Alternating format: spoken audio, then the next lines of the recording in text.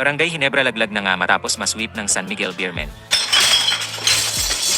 Dahil sa pagkatalo, may madadagdag nga ba ng mga bagong players sa Ginebra upang lalong lumakas? At Justin Brownlee, magbabalik na nga ba matapos ma-include sa 12-man lineup ng Gilas sa next FIBA window? Yes! Yes! Yes! Ayan nga ang pag-uusapan natin ngayon mga Cavs no.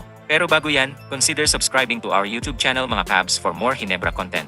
Tuluyan na ngang na-dethrone ang ating team na Barangay Ginebra na defending champion sa PB Commissioner's Cup matapos itong palasapin ng isang 3-0 sweep ng San Miguel Beermen linggo ng gabi. Nakakadismaya man ang ilang tagpo sa Game 3 para sa ilang Ginebra fans ay wala naman na tayo magagawa kundi tanggapin na lamang ito. Anyway, naging madugong playoff battle naman talaga ang semi-series na ito mga Cavs matapos maging dikdikan ang bawat laban ng Gin Kings at Beermen at talaga namang lumaban din hanggang sa huli ang ating mga locals sa pangunguna ni Ginebra star guard Scottie Thompson at ibinuhos din ni Import Tony Bishop ang lahat ng kanyang makakaya upang subukang talunin ang SMB.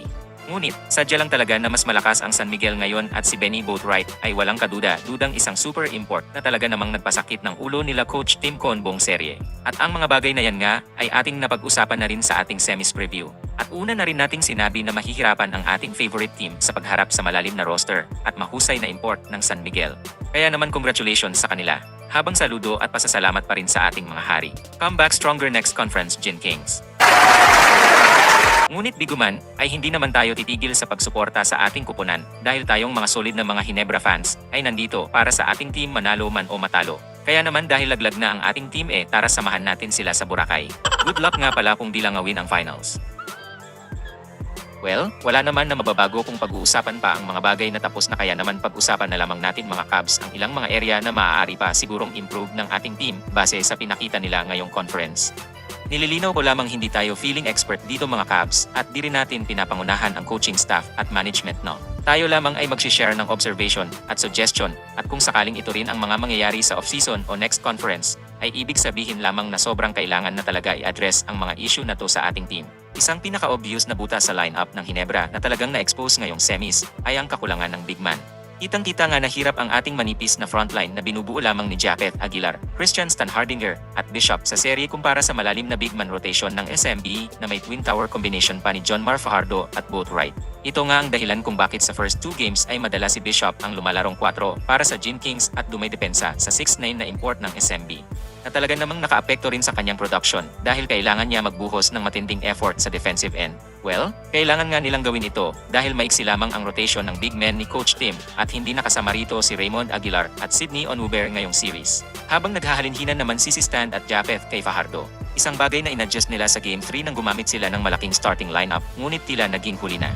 Kaya naman, with great basketball minds of Coach Tim Con at Boss Al who are always looking to improve our team, sa tingin ko naman ay na-recognize din nila ito at siguradong gagawa sila ng paraan upang ma-address ang isang gaping hole sa lineup na ito ng Gin Kings. Probably, activating Aljon Mariano back into the roster o maaari sigurong kumuha sila ng isang big man via trade or signing a free agent.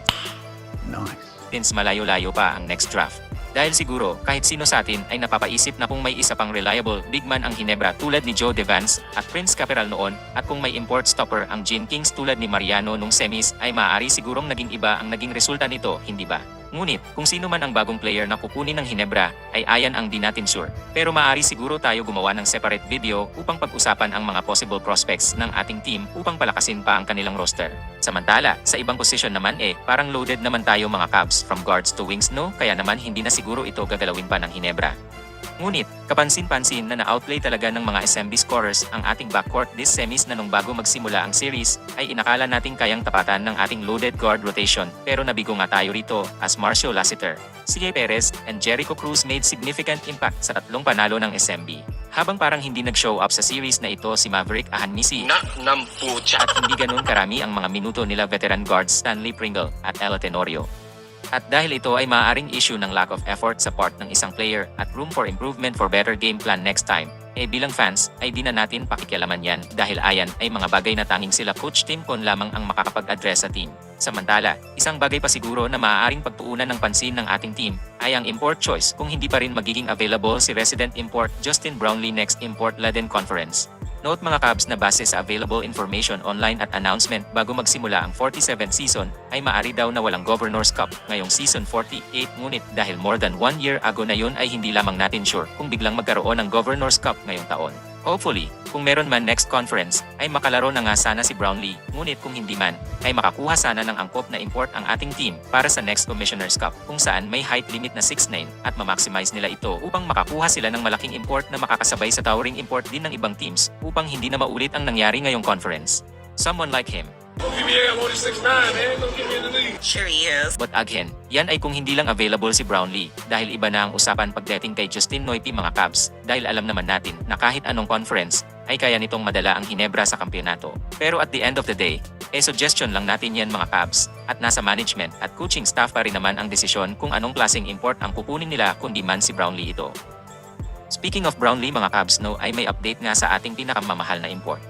Ang ating 6'5" reliable import nga ay top choice pa rin upang maging naturalized player para sa Gilas Pilipinas matapos itong mapasama sa Final 12 along with 11 other local players na sasabak sa upcoming FIBA window ngayong February. Ayan nga lang ay pending for approval pa rin ng FIBA.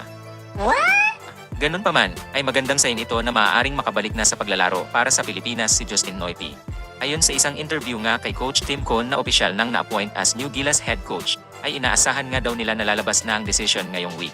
Anong petsa? Anong oras? Kaya naman tayo ay umasa mga Cavs na sana nga ay lumabas na ang hatol ng FIBA at ito ay payagan na makalaro dahil talaga naman magiging malaking boost ito para sa kampanya ng Gilas kung magkataon. Ayan na nga lang muna ang ating mga topic sa video na ito mga Cavs. Maaari niyong i-share sa comment section mga Cavs ang inyong mga opinion tungkol sa ating video ngayon at tanong na saan nagkulang ang ating team at kung ano pa ang mga bagay na maaari nilang improve upang mas lalong lumakas ito next conference. Comment down at ipi-feature at shout out natin yan next video. Heto pala ang ating mga kabarangay na nag-comment last upload.